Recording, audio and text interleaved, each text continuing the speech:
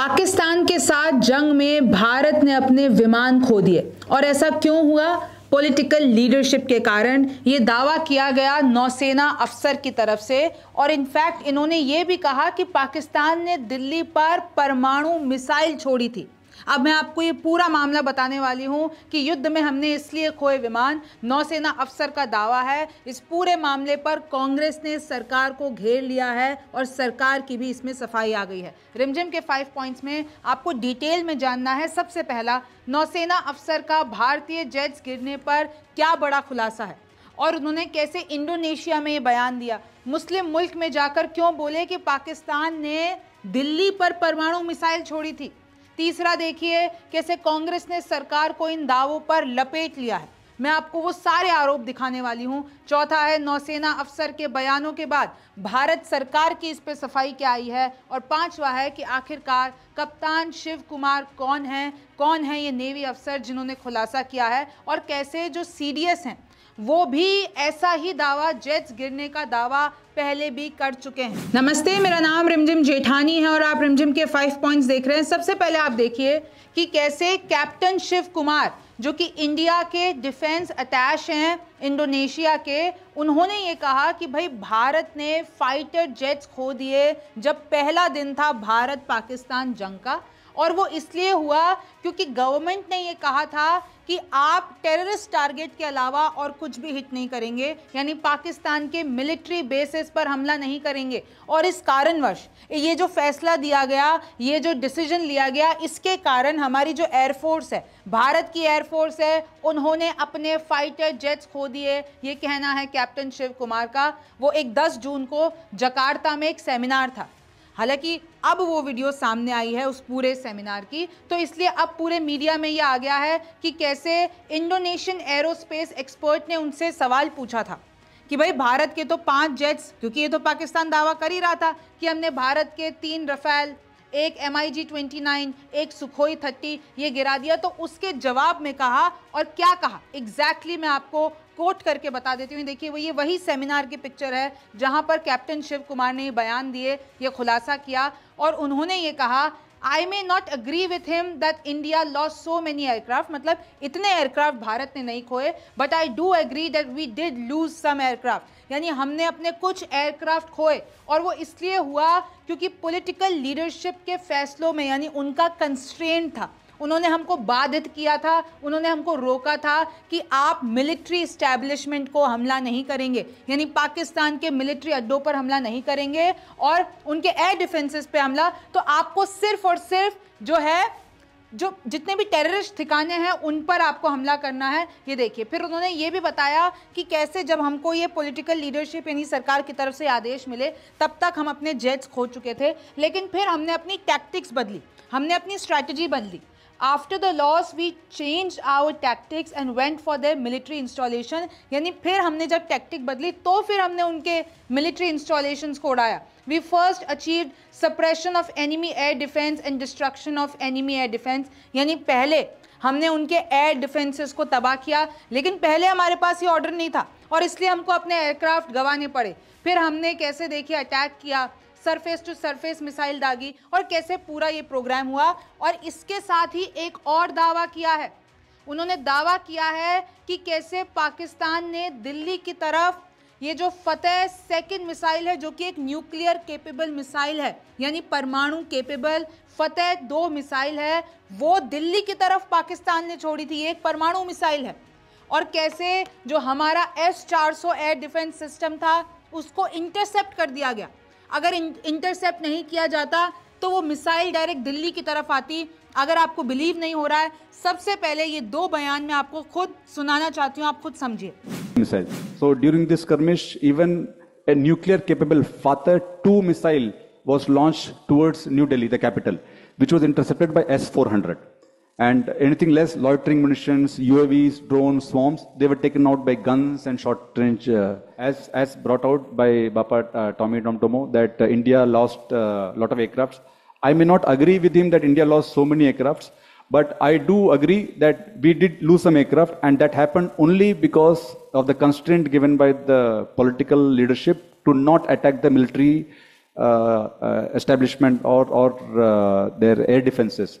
But after the loss, we changed our tactics and we went for their military installations. So we first achieved separation of enemy air defense and destruction of enemy air defense, and then that's why all our attacks then could easily go through using surface to air missiles, BrahMos. तो सुना आपने कि कैसे captain Shiv Kumar ने ये बयान दिए, और मैं आपको बता देना चाहती हूँ कि ये एक इंटरनेशनल सेमिनार था।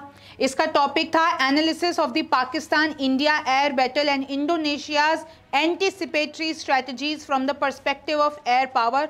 जून 10 को ये हुआ था 2025 में, और इसकी वीडियो अब वायरल हो रही है। इसका पूरा लिंक भी मैं आपको दे दूंगी। अब कांग्रेस ने इस पूरे मुद्दे पे लपक लिया, उन्होंने सरकार को घेरा।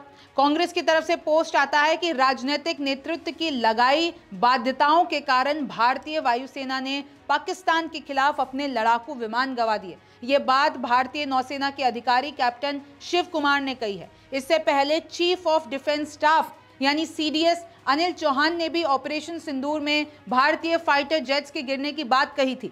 ऑपरेशन सिंदूर और सीज फायर से जुड़े ऐसे कई सवाल हैं जिसके जवाब नहीं मिले हैं। प्रधानमंत्री नरेंद्र मोदी को देश के सामने इनकी सच्चाई रखनी चाहिए, लेकिन नरेंद्र मोदी अपनी जिम्मेदारी से भाग रहे हैं और जवाबदेही से मुंह फेर रहे हैं। ऐसे में सवाल उठता है, प्रधानमंत्री अपनी अध्यक्षता में एक सर्वदलीय बैठक बुलाकर विपक्ष को सच्चाई बताने से क्यों इनकार कर रहे हैं? दूसरा सवाल, इस मुद्दे पर संसद का विशेष सत्र बुलाने की मांग क्यों खारिज कर दी जा रही है? तीसरा सवाल, प्रधानमंत्री नरेंद्र मोदी और विदेश मंत्री देश से क्या छिपा रहे हैं? ये कांग्रेस का पोस्ट मैंने आपको पढ़ के बताया है। अब देखिए, पवन खेड़ा ने भी यही बात कही है कि कैसे सरकार ने पूरे देश को गुमराह किया। ये नहीं बताया कि हमारा नुकसान कितना हुआ, कि भारत ने कितने अपने एयरक्राफ्ट लूज किए ऑपरेशन सिंदूर के टाइम पे। फिर पवन खेड़ा ने याद दिलाया कि कैसे 6 और 7 मई को जो एक प्रेस कॉन्फ्रेंस हुई थी, उस पे जो डीजी एयर ऑप्स हैं एयर मार्शल अवधेश कुमार, उन्होंने भी कहा था कि भाई कॉम्बैट में हमको लॉसेस का सामना करना पड़ा है। लड़ाई होती है, जंग होती है तो कोई भी जो है नुकसान होता है। चीफ ऑफ डिफेंस स्टाफ ने भी कहा था ब्लूमबर्ग टीवी पे, सिंगापुर में, याद कीजिए मैंने शो करके आपको बताया था, शंग्रीला डायलॉग था, उसमें सीडीएस ने कहा था कि हाँ हमारे एयरक्राफ्ट गिरे हैं। और अब जो ये सामने आ गया है नेवी अफसर का बयान, उसके बाद कांग्रेस लिटरली ये कह रही है कि कैसे स्पेशल सेशन नहीं बिठाया जा रहा है। डर लग रहा है सरकार को कि कांग्रेस कुछ बड़ा एक्सपोज ना कर दे, कुछ ऐसा सवाल ना पूछ दे कि इन लोगों के पास कोई जवाब ना हो। तो इस तरीके से देखिए घेरा जा रहा है। फिर सुप्रिया श्रीनेत ने भी सेम बात की, सरकार के कारण ये नुकसान हुआ तो जिम्मेदारी किसकी है? क्या इसलिए सवालों से भागा जा रहा है? क्या इसलिए संसद के विशेष सत्र की मांग को ठुकराया गया? क्या इसलिए मोदी जी सर्वदलीय बैठकों से मुंह चुराते रहे? ये पूरा का पूरा आप जाके तो कांग्रेस ने जो है वो पूरी तरीके से सरकार को घेर लिया है कि कैसे पूरे देश से सच छुपाया जा रहा है। और अब खुद जो सेना है वो उस बात का खुलासा कर रही है। मैं आपको बता देती हूँ, ये भारत है, यहाँ पर आपको एकदम आप आइलैंड की तरफ आएंगे तो आपको ये इंडोनेशिया दिखेगा। मलेशिया इंडोनेशिया पास में, ये इंडोनेशिया बहुत ऐसे आइलैंड के तौर पर फैला हुआ है। आपने बहुत वीडियोस भी देखी होंगी। बस मैं आपको बताना चाह रही थी कि यहाँ पर इंडोनेशिया के जकार्ता में जाकर नौसेना जो वहाँ के जो हमारे एक तरीके से आप मिलिट्री एम्बेसडर कह दीजिए, भाई भारत की तरफ से इंडोनेशिया के जो मिलिट्री एम्बेसडर हैं उन्होंने ये बात कही है। देखिए मैं आपको फिर बता देती हूँ, अगर आप भारत से यूँ जाते हैं तो ये देखिए ये पूरा रास्ता होता है इंडोनेशिया जाने का, तकरीबन 9000 किलोमीटर का ये रास्ता है। और देखिए कैसे Indonesia, it's a group of many island. तो यहाँ पर जाकर ये बात कही गई है। ये कैप्टन शिव कुमार हैं, इनकी तस्वीर पूरे सोशल मीडिया पर इस वक्त वायरल है। और देखिए सिर्फ इतना ही नहीं, मैं आपके लिए वो क्लिप्स लेकर आई हूँ। आपको ये बगल में दिख रहे होंगे कैप्टन ये सेमिनार देते हुए, और इन्होंने ये पूरी प्रेजेंटेशन दिखाई। और सिर्फ प्रेजेंटेशन में आपको बता दूं 5 घंटे की ये प्रेजेंटेशन मतलब पूरा प्रोग्राम है, उसमें से कुछ देर कैप्टन ने कहा। और कैप्टन ने सिर्फ और सिर्फ ये दो खुलासे नहीं किए, उन्होंने बहुत सी चीज़ें बताई कि भारत पाकिस्तान का ये जो एयर कॉन्फ्लिक्ट हुआ मई 2025 में, उसमें क्या क्या हुआ। फिर उन्होंने बताया कि कैसे देखिए पाकिस्तान ने भारत में टेररिज्म किया, चाहे वो मुंबई अटैक हो, नागरोटा हो, उरी हो, पार्लियामेंट अटैक हो, उन्होंने सब कुछ बताया, सब कुछ डिटेल से बताया कि कैसे आसिम मुनीर ने पहलगाम का पूरा हमला ट्रिगर का और कैसे ये मास्टरमाइंड थे। फिर उन्होंने ये भी बताया कि किस तरीके से उन्होंने इतने जहर घोला भारत के खिलाफ और उन्होंने ऐसे ऐसे बयान दिए। फिर पहलगाम हमला हुआ जहां पर 26 इनोसेंट लोगों की जानें गई, कैसे ये तस्वीर पूरे देश ने देखी। एक एक करके मैं आपको यही बता रही हूँ कि मैंने उनकी पूरी प्रेजेंटेशन देखी और इनकी पूरी प्रेजेंटेशन में ये सब था। उन्होंने ये कहा कि कैसे ये जो इन तीनों ने कैसे माना एडमिशन ऑफ गिल्ट, फिर कैसे उन्होंने ये भी बताया कि हमने जो है क्या हमारा इनिशियल रिस्पांस था, भारत ने कैसे इंडस वाटर ट्रीटी को बंद किया, कैसे फिर हमने जब ऑपरेशन सिंदूर लॉन्च किया, कैसे हमने उनके ठिकाने चाहे वो 9 टेरर कैंप्स हो, मुरीद के, भावलपुर, लॉन्ग रेंज मिसाइल, पूरा ऑपरेशन सिंदूर आपको पता है, मुझे आपको बताने की ज़रूरत नहीं है, ये हमारे सारे टारगेट्स थे। तो एक एक डिटेल उन्होंने दी है, कैसे हमने ब्रह्मोस हो, कंस्ट्रेंट्स हो, किस तरीके से पूरा ऑपरेशन किया। पाकिस्तान ने भी रिस्पॉन्स किया, पाकिस्तान ने भी जो है हमारे इधर गुरुद्वारा जो कि पूंछ में है वहाँ पर अटैक किया, पाकिस्तानी ड्रोन आए, उन्होंने रामनगर में डिस्ट्रॉय किया, फिर यहाँ पर नौशेरा में डिस्ट्रॉय किया, कैसे मदरसा जो कि एक पूंछ में थे वहाँ पे पाकिस्तान ने मिसाइलें छोड़ी, ड्रोन छोड़े। तो इस तरीके से उन्होंने सब कुछ बताया, कुछ नहीं रखा। और फिर अंत में ये भी बताया किस तरीके से पॉलिटिकल रिस्ट्रेंट्स के कारण भारत ने अपने एयरक्राफ्ट खोए और पाकिस्तान ने अपनी न्यूक्लियर केपेबल फतेह सेकंड मिसाइल चलाई थी जिसको हमने इंटरसेप्ट कर दिया। अब देखिए इंडिया इन इंडोनेशिया यानी भारत सरकार की इस पर सफाई आई। और क्या सफाई आई? We have seen media reports regarding a presentation made by the defense attaché at a seminar. यानी जो डिफेंस अटैचे ने एक सेमिनार में बात कही है उस पर एक प्रेजेंटेशन वायरल हो रही है। His remarks have been quoted out of context, यानी जो उनके रिमार्क्स हैं उनको आउट ऑफ कॉन्टेक्स्ट प्रस्तुत किया जा रहा है। मीडिया रिपोर्ट्स मिस रिप्रेजेंटेशन कर रही हैं उनके इंटेंशन का, उनके थर्स्ट ऑफ प्रेजेंटेशन का। वो ये कहना चाह रहे थे कि इंडियन आर्म्ड फोर्सेस ने साफ ये कर रखा था कि हम कोई भी मासूम पर हमला नहीं करेंगे, हम कोई भी सिविलियन पे हमला नहीं करेंगे।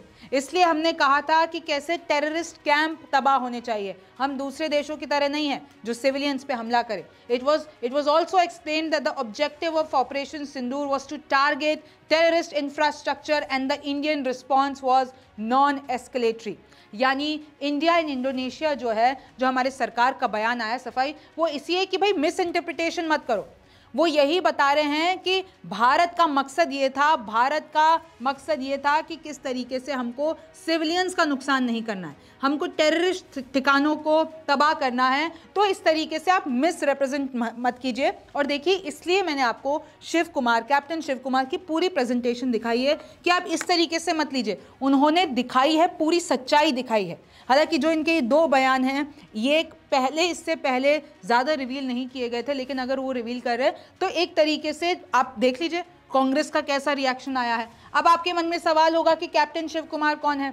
तो कैप्टन शिव कुमार इंडिया के डिफेंस अटैचे हैं इंडोनेशिया के, और वो जो इंडिया की मिलिट्री है, स्ट्रेटेजिक इंटरेस्ट हैं, जकार्ता में वो बैठते हैं, उनका वहाँ पर एम्बेसी में वो बैठते हैं। और एक तरीके से जैसे मैंने आपको बताया कि वो हमारे मिलिट्री एम्बेसडर हैं इंडोनेशिया के, और कैसे वो जो दोनों देशों के बीच में पूरा जो मिलिट्री ऑपरेशंस या मिलिट्री साझेदारी, मिलिट्री समझौते होते हैं, उसका प्रमुख हिस्सा हैं कैप्टन शिव कुमार। उनकी तस्वीर मैंने आपको दिखाई है।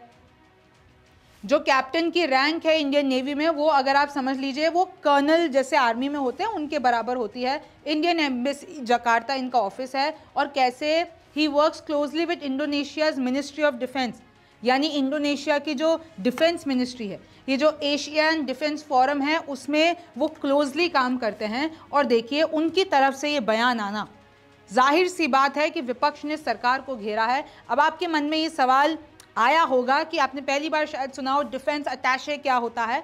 तो डिफेंस अटैचे जो कि इस तरीके से पढ़ा जाता है, defence attache, a military officer assign to a diplomatic mission, यानी हमारा कोई मिलिट्री ऑफिसर जब असाइन किया जाता है डिप्लोमेटिक मिशन के लिए, जैसे कि एम्बेसी में, हाई कमीशन में, तो फिर वो वहाँ का जो कॉर्पोरेशन होता है दो देशों के बीच में, वो देखता है। जैसे कि इंडिया के मिलिट्री एम्बेसडर हैं वो इंडोनेशिया के, मैं आपको कुछ तस्वीरें दिखा देती हूँ, ये वहीं से तस्वीरें हैं, उसी सेमिनार के पहले की तस्वीरें, क्योंकि इनकी तस्वीरें सामने आती रहती है। तो आपको बीच में दिख रहे होंगे शिव कुमार और आसपास आपको पूरे इंडोनेशिया के अफसर दिख रहे होंगे। ये देखिए शिव कुमार की तस्वीरें, और इस वक्त सोशल मीडिया पर वो बहुत वायरल हो रहे हैं कि इन्होंने सच्चाई बताई, इन्होंने सरकार से डरे बिना सच्चाई बताई। अगर आपको ये पूरा कॉन्फ्रेंस सुनना है तो आप देखिए, ये एक चैनल है यूनिवर्सिटास डिरगंटारा मार्शिकल, और इसकी हेडलाइन देख लीजिए, analysis of the Pakistan India air battle and Indonesia's anticipatory strategies.